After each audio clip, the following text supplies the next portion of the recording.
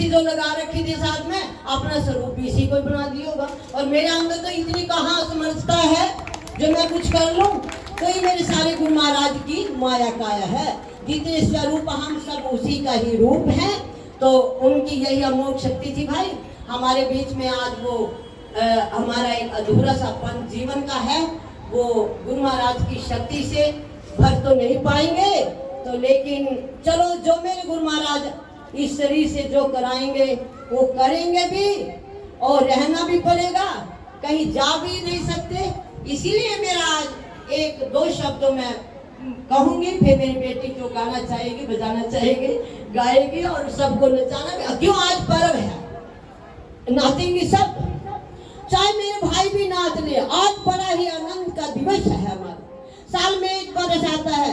एक बार और बात याद आ गई मेरे, तो उनका कबीरदास जी के पास पहुंचे कोई, कहने लगे महाराज लोग गुरु के पास कब कब जाना चाहिए? उनका बोले नित्य नित्य, हर रोज जाना चाहिए उनके दर्शन करने। उनका दिन नहीं जा सके उनका सप्ताह में, फिर क्या लगी सप्ताह में भी नहीं जा सके ना, अरे भाई 15 दिन में चले जाओ। तो उनके दिन नहीं जा सके, अरे 1 महीने में पूर्णमासी को कर ले करो।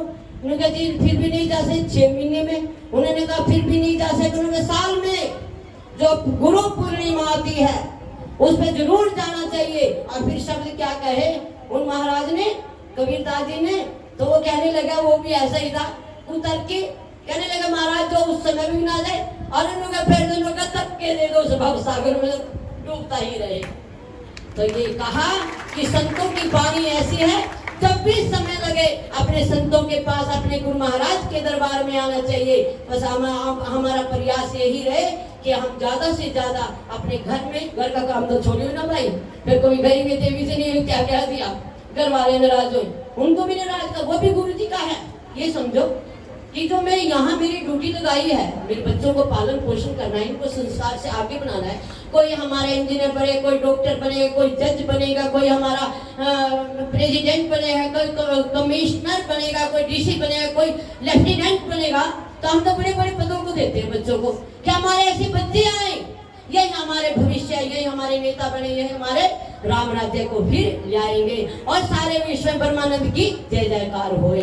हम तो यही अपना नारा एक लगाते रहेंगे और लगाते ही चलते रहेंगे जब तक श्वास में श्वास है।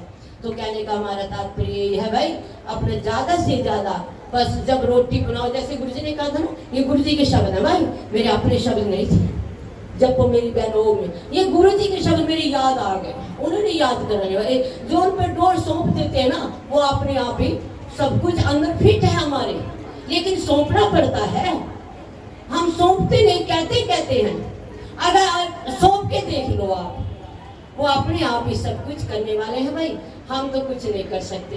तो इसीलिए जिसने समर्पण कर दिया अपने श्री गुरु महाराज जी को, उसके सारे काम होंगे। निठल्ला तो बैठना नहीं, गुरु जी ने ये भी कह दिया, उनका जो बलवान है, बलवान के अंदर तो बलवानी भगवान मिलते हैं, और जो कमजोर है उसके अंदर कमजोरी मिलेंगे। हम तो बलवान बनकर चले, जिससे हमारे अंदर बैठे हुए अंतर्यामी में भी बलवान रहेगा। और श्री गुरु महाराज हमारे संग संग अंग संग रहेंगे और सदा हमारे पर यही कृपा दृष्टि करते रहे कि हम उन्हीं के दरबार में, उन्हीं के चरणों में, उन्हीं का ही वेद प्रचार